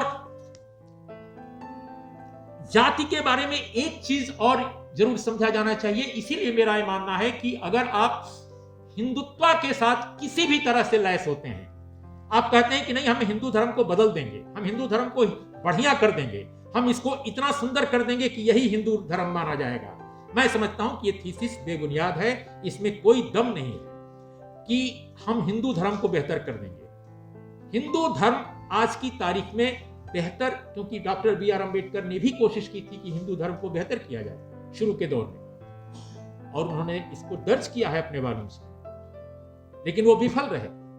और बुद्धिज्म वो बहुत पहले वो एडॉप्ट किए होते। दरअसल उन्होंने सिखिज्म को भी एडॉप्ट करने की एक बार कोशिश की थी, लेकिन एक बहुत ही क्या बोलते हैं उसको, एक खप्तुल हवास किस्म की मानसिकता का एक ऐसे व्यक्ति से उनकी मुलाकात हो गई जिसने उनको डिस्करेज कर दिया और बल्कि एक तरह से उनको दरकिनार कर दिया। आप लोगों में से शायद वो कहानी मालूम है। तो डॉक्टर बी आर अम्बेडकर ने इस बात को सामने रखा, बार बार रखा कि जाति से श्रम के प्रति भी रुचि खत्म करता है हिंदुत्व, जाति के कारण, और जाति से बुद्धि का शारीरिक श्रम से संबंध खत्म होता है। यानी शारीरिक जो श्रम है उससे खत्म होती है पूरी की पूरी जो उसका रिश्ता है बुद्धि से, वो जाति करता है। जाति व्यवस्था परिवर्तन को नकारता है, वो हर हालत में व्यवस्था परिवर्तन को नकारता है। इसलिए विकास अगर चाहते हैं, अगर सभ्य समाज चाहते हैं, तो अगर वर्ण व्यवस्था से मुक्ति नहीं अगर आप इस देश को मिलती, इस समाज को मिलती, तो वो संभव नहीं है। और ये महज संयोग नहीं है कि जो कारपोरेट है वो आज की सरकार में, अगर आप देखिए हिंदुत्व और कारपोरेट का जो कन्वर्जेंस है, जो एक विलय दिखाई देता है, लगता है कि दोनों जैसे पानी और दूध मिल जाते हैं, दूध और पानी की तरह जिस तरह से कारपोरेट और हिंदुत्व आज मर्ज कर गया है एक दूसरे से, उसका विलय हो गया है। ये कोई आश्चर्यजनक घटना नहीं है, ये काफी वर्षों से ये एक्सपेरिमेंट चल रहा था और ये उस एक्सपेरिमेंट का हिस्सा है जो मैं समझता हूं कि आज की तारीख में भारत की सत्ता पर काबिज है। तो इसको अगर आपको चुनौती देनी है तो मैं समझता हूं कि डॉक्टर बी आर अम्बेडकर की जो वैचारिकी है आज की तारीख में सबसे ज्यादा रिलेवेंट वैचारिकी है। इसलिए मैं जहां भी जाता हूं दोस्तों, क्योंकि डॉक्टर बी आर अम्बेडकर की वैचारिकी सिर्फ उनकी अपनी वैचारिकी नहीं है, इस बात को समझने की जरूरत है। डॉक्टर बी आर अम्बेडकर कोई अवतार नहीं है। डॉक्टर बी आर अम्बेडकर ने अपने अतीत में जितने बड़े क्रांतिकारी चेतना से लैस परिवर्तनकारी क्रांतिकारी पैदा हुए, विचारक पैदा हुए, उन सबके निचोड़ का नाम है डॉक्टर बी आर अम्बेडकर। उसमें आपके स्वामी अच्युतानंद जी हैं, उसमें आप शुरू कर दीजिए मध्यकाल से लेकर के और उस समय तक का, यानी अम्बेडकर जब काम उन्होंने काम शुरू किया तब से। तो जितने महापुरुष पैदा हुए जिन्होंने हिंदुत्व को और इस देश में जो एक वर्ण व्यवस्था के पैरोकार जो हैं, जो उस तरह की धार्मिकता के पोषक हैं, उन सबको चुनौती देने वाले सभी चिंतकों, विचारकों, कवियों, शायरों, सबके एक तरह से निचोड़ का नाम है डॉक्टर बी आर अम्बेडकर। और इसीलिए मैं बार बार कहता हूं कि उनसे ज्यादा साइंटिफिक, उनसे ज्यादा कंसिस्टेंट और उनसे ज्यादा ऑर्गेनाइज्ड फिलोसफिकली और कोई दूसरा व्यक्ति हमको नहीं दिखाई देता। इसका मतलब यह भी नहीं है कि हम अंबेडकर साहब ने जितना लिखा उसको गीता की तरह, जैसे हिंदू लोगों का एक जो तबका है वो गीता या रामायण को मानता है, तो आप गीता रामायण की तरह अंबेडकर को मत कीजिए, क्योंकि अंबेडकर एक सोशल साइंटिस्ट हैं। उनके लेखन को एक सोशल साइंटिस्ट की तरह आप लीजिए, उसमें आप अपने विवेक का इस्तेमाल कीजिए। अंबेडकर साहब यही सिखाते हैं। अंबेडकर साहब आपको धार्मिक होना नहीं सिखाते, अंबेडकर साहब आपको वैज्ञानिक होना नहीं सिखाते हैं। वो जब चुनौती देते हैं तमाम रचनाओं को पहले की, चाहे वो वेद हो चाहे गीता हो, बहुत सारे हिंदू लोगों को आप कहते सुने होंगे कि गीता बहुत महान ग्रंथ है, बहुत महान ग्रंथ है, लेकिन गीता वर्ण व्यवस्था का पोषक कैसे है, इसकी बड़ी व्याख्या डॉक्टर अंबेडकर ने की है। कि गीता जो है, जो भगवत गीता जिसको माना जाता है बहुत सारे लोगों द्वारा, प्रगतिशील हिंदुओं द्वारा भी, बड़े संस्कृत के विचारकों द्वारा भी, कि नहीं साहब उसमें तो बिल्कुल अलग चीज है। गीता उतना ही खतरनाक है जितना उत्तर वैदिक साहित्य है, जितना स्मृतियां हैं, जितनी ऋचाएं हैं। सच पूछिए तो वैदिक काल में जो स्थितियां थी उसका डिजनरेशन दिखाई देता है बाद के दिनों में। उपनिषद को अगर छोड़ दिया जाए, उपनिषदों में कुछ एक चीजें ऐसी हैं जो लौकिकता नहीं बल्कि यूं कहा जाए कि भौतिकता, बल्कि कहिए उसको, वहां उस आधार को भी वो कई बार टच करती हैं। इसीलिए अम्बेडकर उपनिषदों के बारे में उनकी जो धारणा है उत्तर वैदिक काल के अन्य जो चीजें हैं उससे थोड़ी सी अलग है। ऋचाओं और स्मृतियों के बारे में और उपनिषद के बारे में वो भेद करते हैं। लेकिन आज हम क्या कर रहे हैं? हमारे पास विचार है, हमारे पास विचार पुंज हैं, लेकिन हम कंफ्यूज हैं। हम सही और गलत का निर्णय नहीं करते। हम ये नहीं देखते हैं कि उत्तर प्रदेश के दो बड़े बहुजनवादी अपने को नेता जो मानते हैं, दो बड़े राजनीतिक दल जो मानते हैं कि वो सामाजिक न्याय का कोई पक्षधर अपने को बोलता है, कोई कहता है कि वो बहुजन, आप जानते हैं मेरी किसी राजनीति में कोई दिलचस्पी नहीं है, लेकिन जो सच है उससे मैं साफ कहना अपना धर्म समझता हूं, अपनी वैचारिकी समझता हूं। आप देखिए इतने 30 सालों से सामाजिक न्याय आंदोलन जो है उत्तर प्रदेश और बिहार में 3 दशक तो हो ही गया ना लगभग, वो खड़ा हुआ। आज वो किस स्थिति में है? मौजूदा जो सत्ता है वो स्टेटमेंट का एक ड्राफ्ट भेजती है लखनऊ और 2 खेमों को अलग अलग स्टेटमेंट मिलते हैं और वो उस पर बयान देते हैं। हालत ही हो गई है क्योंकि आपने जीवन जिया ही नहीं उस तरह से जो अंबेडकर ने सिखाया। तो जब आपने जीवन वैसे नहीं जिया तो आपको ब्लैकमेल करना तो बहुत आसान है, आपको खत्म करना बहुत आसान है। और ये स्थिति पैदा हो गई है कि आप नेतृत्वहीन हो चुके हैं। तो हम अगर इन लोगों की परंपरा से जोड़ने की बात करते हैं तो एक समारोह करने से तो नहीं होगा कि हम एक दिन समारोह कर लें, साल में 2 बार 3 बार या 5 साल में 1 बार, और हम माने कि हम अपना कर्तव्य पूरा कर रहे हैं। आप सोचिए कि आखिर नया क्या किया जा सकता है। क्यों नहीं किसान आंदोलन के साथ उत्तर प्रदेश के बड़े नेता खड़े हैं, बड़े दल खड़े हैं, उनके पास तो बहुत बड़ी ताकत है। अभी भी मोहभंग के शिकार बहुत सारे लोग उनसे हैं, लेकिन इसके बावजूद लाखों लोग उनके साथ हैं। लेकिन आप देखिए पश्चिम उत्तर प्रदेश के किसान तो मौजूद हैं इस आंदोलन में, लेकिन उत्तर प्रदेश के दोनों बड़ी राजनीतिक पार्टियां, उनके दोनों बड़े नेता अपने अपने महलों से बाहर नहीं निकलते। वो सिर्फ ट्विटर पर कुछ बयान, कुछ टिप्पणियां दर्ज करते हैं जिसमें किसान आंदोलन के बारे में तो कुछ होता ही नहीं है। कभी वैक्सीन, अभी हमने हाल में देखा एक बहुत बड़े बहुजनवादी नेता को कि वैक्सीन का आना बहुत बढ़िया है, बहुत अच्छा है। वैक्सीन क्या है ये नहीं मालूम, लेकिन वैक्सीन का अभिनंदन कर दिया क्योंकि प्रधानमंत्री जी को खुश करना था, सरकार को खुश करना था। ये जो स्थिति बहुजन राजनीति की आज है, इस पर रोने से काम नहीं चलेगा, इस पर विलाप करने से काम नहीं चलेगा। विलाप भारतीय जनता पार्टी के नेताओं को करने दीजिए जो आज डोनाल्ड ट्रंप साहब का सोशल मीडिया अकाउंट सस्पेंड हो गया है, इस पर विलाप कर रहे हैं। अभी मैंने देखा कि कई बीजेपी के बड़े सांसद, जिसमें 2-3 पदाधिकारी भी हैं, वो ट्विटर पर सुबह से लगे हुए हैं कि डोनाल्ड ट्रंप साहब का जो ट्विटर अकाउंट सस्पेंड किया गया है ये बहुत ही दुखद है, इससे सबक लेने की जरूरत है। तो विलाप उनको करने दीजिए, लेकिन यहां तो विलाप दूसरे ढंग का भी चल रहा है। तो मुझे लगता है कि सबसे बड़ा खतरा आज हमारे देश का, हमारे समाज का ये नहीं है कि हम संगठित नहीं हो पा रहे हैं, बल्कि ये है कि हम जो जिन धारणाओं को, जिन विचारों को हम पसंद करते हैं, जिन नेताओं को, जिन दार्शनिकों को, जिन महापुरुषों की हम साल में 1 बार या 2 बार पूजा करते हैं, हम उनको बिल्कुल मानते नहीं हैं। हमारे शब्द और कर्म में इतना भेद क्यों है?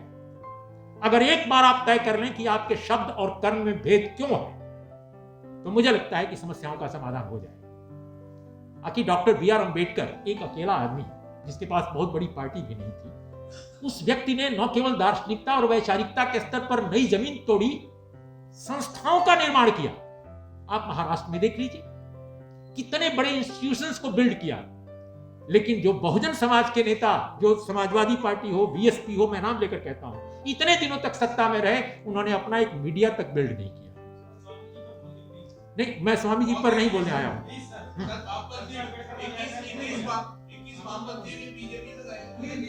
मैं वामपंथियों का एजेंट नहीं हूं भैया, मैं उनकी भी आलोचना करता हूं। सर प्लीज आप कंटिन्यू करिए। हाँ, देखिए, मैं समझ सकता हूं कि किसी की आपत्ति हो सकती है। मैं इससे, देखिए, मैं बिल्कुल नहीं घबराता आलोचना से। और आलोचना हम लोग ऐसी जगहों पर पढ़े हैं जहां आलोचना समालोचना एक दूसरे से हम लोग उससे सीखते हैं।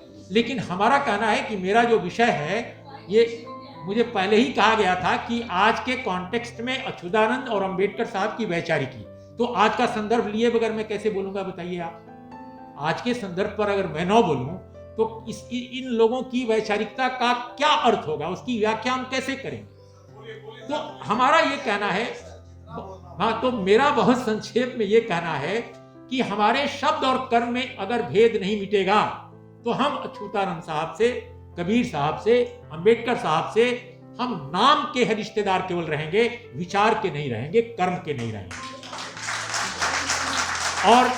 और अगर मेरी बात से कोई आहत होता है तो आप लखनऊ के माल रोड जाकर देख लीजिए या विक्रमादित्य मार्ग देख लीजिए, क्या हालात हैं उन नेताओं के। मैं देखिए, अगर मैं बीजेपी के नेताओं की आलोचना करता हूं एक जर्नलिस्ट के तौर पे, कांग्रेस के नेताओं की आलोचना करता हूं, तो I have every right to criticise Samajwadi Party, BSP, RJD, CPI, CPM. क्यों नहीं करेंगे हम आलोचना? किसान आंदोलन में, किसान आंदोलन की मुख्य ताकत क्या है? किसान आंदोलन की मुख्य ताकत यह है कि किसान आंदोलनकारियों ने कहा कि कांग्रेसी, भाजपाई तो खैर उनके खिलाफ ही है, कि कांग्रेस के नेता भी आए तो उन्होंने कहा मंच पे नहीं आने देंगे। आम आदमी पार्टी गई, कहा कि नहीं आने देंगे। क्यों? क्योंकि उनको लगता है कि आज की राजनीति एक वाकई गंदे तालाबों से भर गई है। ऐसा लगता है कि पूरी की पूरी सियासत एक गंदा तालाब है भारत। तो दुष्यंत कुमार वो कहते हैं ना कि इस तालाब का पानी बदल दो, ये कमल के फूल कुम्हलाने लगे हैं। तो आज की जरूरत दोस्तों यही है कि हम कैसे आज की राजनीति को, क्योंकि राजनीति अगर आप नहीं बदलते तो कुछ नहीं कर सकते। राजनीति बदलने की जरूरत है। बहुत सारे लोग कहते हैं कि नहीं जी, हम तो राजनीति के बारे में नहीं सोचेंगे। क्यों नहीं सोचेंगे? आप जिस एफर्मेटिव एक्शन के पैरोकार हैं, जिस आरक्षण को आप बहुत बड़ा अस्त्र समझते हैं, वो तो खत्म किया जा रहा है इसी राजनीति से। तो अगर राजनीति को नहीं बदलना चाहते आप, तो यकीनन आप आत्महत्या के लिए तैयार रहिए। अपनी जनरेशन जो आने वाली हैं, आप यकीन कर रहे हैं कि रेलवे का क्या होने जा रहा है, ऑयल इंडस्ट्री का क्या होने जा रहा है, ओएनजीसी का पहले आपने देख लिया, बीपीसीएल का आप देख ही रहे हैं। कुछ बचेगा क्या इस देश में जिससे रिजर्वेशन आपके बच्चों को हो? दलित, ओबीसी से लेकर के माइनॉरिटी, कोई भी आप देख लीजिए, किसी के लिए भी क्या कोई जगह होगी? और माफ कीजिएगा, आपको अपर कास्ट के लोगों को भी समझाने की जरूरत है।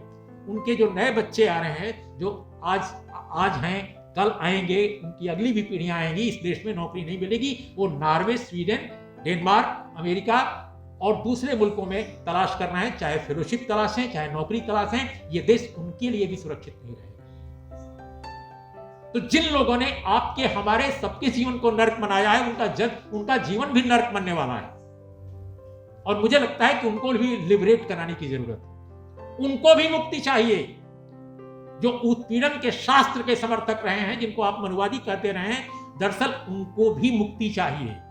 उनके घृणित विचारों से मुक्ति, उनकी मूर्खताओं से मुक्ति, उनकी लिप्साओं से मुक्ति, इतिहास के बारे में उनकी गलत धारणाओं से मुक्ति। उनको नहीं मालूम है कि जिस वर्ण व्यवस्था को वो चाहते हैं कि बनी रहे, वो स्वयं उनके लिए कितनी खतरनाक बात साबित होने जा रही है।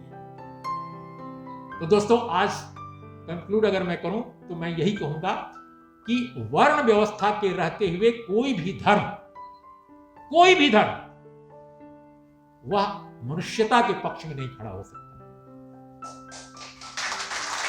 आप हिंदू धर्म को अगर बेहतर करने के लिए, मुझे याद है कि हमारे उत्तर प्रदेश बिहार में कई आंदोलन ऐसे हुए, यादवों का हुआ, कुर्मियों का हुआ, कुशवाहा लोगों का हुआ, कि हम हिंदू धर्म को सुधारेंगे। कुछ ने जनेऊ पहनना शुरू किया। जनेऊ आंदोलन था मुंगेर से लेकर के दरभंगा के बीच में, बिहार में काफी जब बड़ा चला जनेऊ आंदोलन। त्रिवेणी संघ साहाबाद, ओल्ड साहाबाद जो बिहार का जिला है, वहां चला। उसमें भी बहुत सारे रिफॉर्म्स की बात उन लोगों ने की कि हम बेहतर हिंदू धर्म लाएंगे। अरे भाई, हिंदू धर्म में ब्राह्मणत्व जो है, जिसको आप कहेंगे जो द्विजवाद है, वो उसकी न्यूक्लियस है। और वो जो न्यूक्लियस है वो मनुस्मृति से आता है, स्मृतियों से आता है। और वो जो स्मृतियां हैं वो डिक्टेट करती हैं। तो जब वो डिक्टेट करती हैं तो आपकी मानसिकता को, चाहे आप अपर कास्ट के हैं, चाहे आप मिडिल कास्ट के हैं, चाहे आप ओबीसी के हैं, चाहे दलित के हों, आप उन्हीं को एडॉप्ट करेंगे, उन्हीं की विरासत और उन्हीं के मूल्यों को आप एडॉप्ट करेंगे। इसलिए बिल्कुल अंत में अगर मैं कहूं तो जो हिंदुत्व है उसको माइनस किए बगैर किसी भी बेहतर समाज का सपना बुना नहीं जा सकता, किसी बेहतर राजनीति की कल्पना नहीं की जा सकती। और न तो आप अच्युतानंद जी को, और न तो अंबेडकर साहब को, न तो कबीर साहब को किसी की भी परंपरा से जोड़ने का आपका दावा सही साबित होगा, सही बनेगा। तो दोस्तों, मुझे आप माफ कीजिएगा जो कुछ आपको बुरा लगा हो, क्योंकि ये ऐसा दौर है जिस दौर में किसी को नाखुश करना भी नहीं चाहिए। लेकिन इसका मतलब ये नहीं है कि किसी को खुश करने के लिए आप वो कहें जो गलत है। तो मुझे जो सही लगता है, हमने अनेक चिंतकों, अनेक विचारकों को पढ़ा है, उनके अंदर अगर ईमानदारी दिखाई देती है, भले ही उन्होंने गलत लिखा हो, तो उसको सैल्यूट किया जाना चाहिए। अगर जेन्युइनली आप कोई गलती करते हैं तो भी सलाम के काबिल हैं। लेकिन आप जानते हुए भी गलती करते हैं कि जो आप कर रहे हैं वो गलत है, जो हमारे देश के नेता कर रहे हैं इस समय यूपी बिहार में बैठकर, तो उनको क्षमा नहीं किया जा सकता। तो बिल्कुल इन्हीं शब्दों के साथ मेरी अंतिम बात कि हमें ये नहीं सोचना है कि हम पढ़े लिखे लोग हैं, हम राजनीति पर ना सोचें। राजनीति पर नहीं सोचेंगे तो आप बदलेंगे नहीं। आपके बाल बच्चे जो हैं, आपकी जो आगे आने वाली जनरेशन है, ये देश, ये समाज ऐसे ही बजबजाता रहेगा जैसे आज बजबजा रहा है। इन्हीं शब्दों के साथ बहुत बहुत धन्यवाद। नमस्कार, आदाब।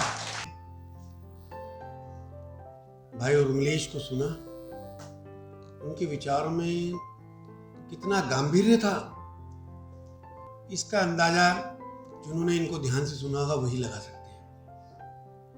अगर इनके विचारों को हमने किसी वाद की चाशनी में लपेट करके अगर हमने समझने की कोशिश की होगी तो शायद इनके गांभीर्य या इनके जो संदेश है उसको हम नहीं समझ पाए होंगे। और भाई उर्मिलेश की जो विचार हैं, यही विचार कमोबेश आज से 70 साल, बल्कि तकरीबन 100 वर्ष पहले स्वामी जी ने भी कहे थे। स्वामी जी की जो सबसे बड़ी उपलब्धि है वो रिलेवेंट होने की है। और भाई उर्मिलेश जी के जो विचार हैं, मैं समझता हूँ ये हमको रिलेवेंट होने की सीख देते हैं। और मैं समझता हूँ आज सबसे बड़ी उपलब्धि इसी में हासिल हो जाएगी। मैं आप सभी से अनुरोध करूँगा कि अपने इस ओजस्वी विचारों के श्रवण का हमें मौका देने के लिए हमारे जो मुख्य वक्ता हैं या मुख्य अतिथि हैं, इसका आप ताली की करताली के साथ धन्यवाद।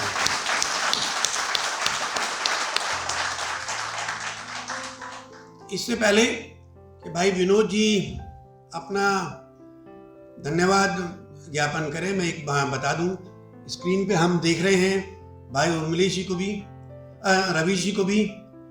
भाई रवीश जी की हमने आग्रह किया था कि वो भी हमसे जुड़ें, तो कुछ निजी कारणों से वो इस कार्यक्रम में नहीं आ पाए, लेकिन उन्होंने इस कार्यक्रम में ऑनलाइन जुड़ करके अपने इस कार्यक्रम का अपनी शुभेच्छा हमको जाहिर कर दी है।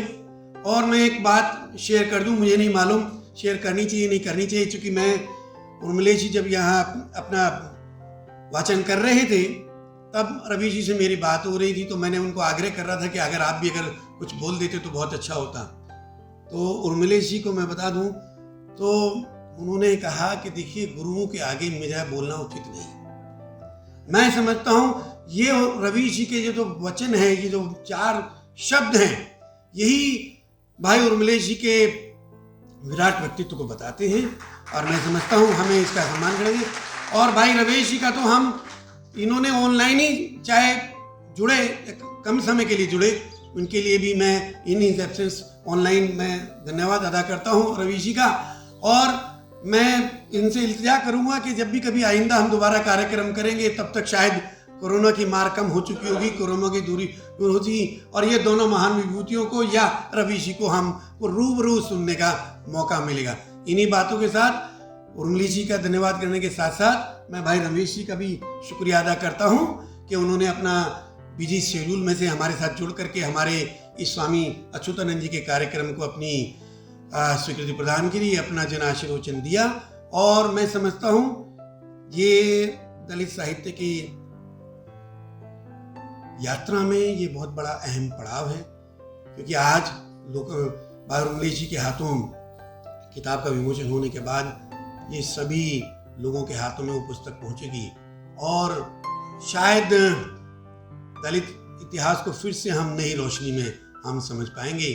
और जिस उद्देश्य से हमने ये पुस्तक लिखी है, भाई उर्मिलेश जी के हाथों ये किताब लोकार्पित होने के बाद यथेष्ट या अभीष्ट उद्देश्य को प्राप्त होगी। इसी आशा के साथ मैं अपनी वाणी को विराम देता हूँ, और मैं अनुरोध करता हूँ भाई विनोद से वो आए और अपना जो भी फॉर्मल वोट ऑफ थैंक्स है वो दें। धन्यवाद भाई रमेश जी। अब हम प्रोग्राम के अंतिम चरण में हैं। वोट ऑफ थैंक्स एक फॉर्मल है, लेकिन उस थैंक्स के जो असली हकदार हैं आप सभी हैं। अगर आप ना होते तो हम ना होते, और हम ना होते ये समाज का क्या होता, ये सोचने की जरूरत है। हमारे जो विचार हैं उसमें यदि सोच सकारात्मक हो, समतावादी हो, सामाजिक न्याय और बंधुत्व के ऊपर आधारित हो, तो ऐसी सोच से वैचारिक परिवर्तन का जो रास्ता है वो आसान हो जाता है। साहित्य समाज का दर्पण है, आप सभी जानते हैं। उसी कड़ी को जिंदा रखते हुए भाई रमेश जी का ये प्रयास कि एक बार फिर स्वामी जी की जो जीवनी है आदि हिंदू प्रकाशन के माध्यम से आपके सामने आ रही है, उसका लोकार्पण हो चुका है। और इस लोकार्पण में सबसे बड़ा धन्यवाद मैं देना चाहूँगा भाई उर्मिलेश जी को, जिन्होंने कोविड-19 के इस पेंडेमिक टाइम पर 8 महीने के बाद अपना टाइम निकाला और आज आप सबके सामने रूबरू हैं, तो उनका दिल से बहुत बहुत धन्यवाद।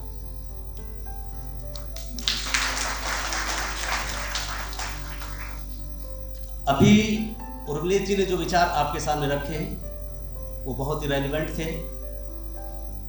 जो आज करंट है उसको समझे बिना यदि हम पुरानी बात कहेंगे तो हमारी जो जनरेशन है उसकी समझ में नहीं आएगा।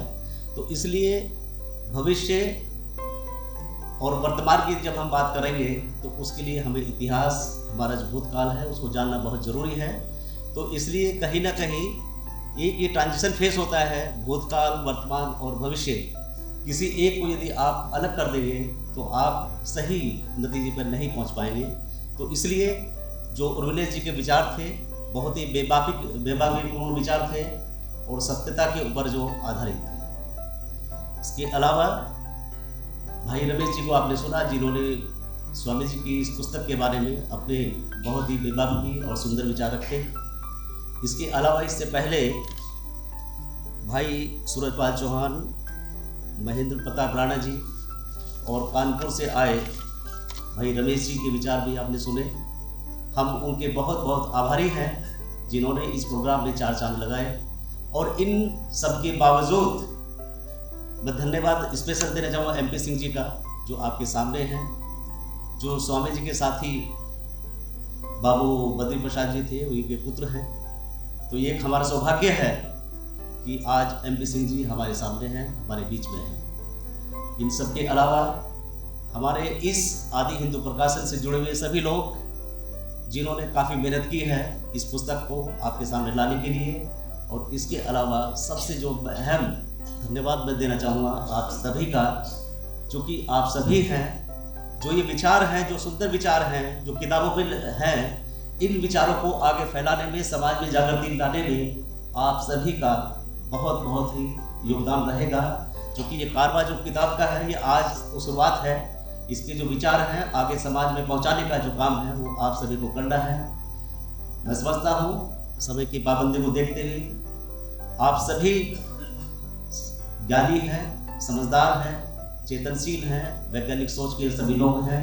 तो आप इन विचारों को और अपने आगे वाले जो समाज है उसको नया रूप, नई दिशा देने में बहुत ही महत्वपूर्ण आगे भूमिका निभाएंगे। इन्हीं शब्दों के साथ मैं एक बार फिर आप सभी का दिल से स्वागत करता हूँ। धन्यवाद। सब्सक्राइब करें आपके अपने चैनल समता आवाज़ टीवी को, बेल आइकन दबाना ना भूलें सबसे पहले हमारी वीडियो देखने के लिए।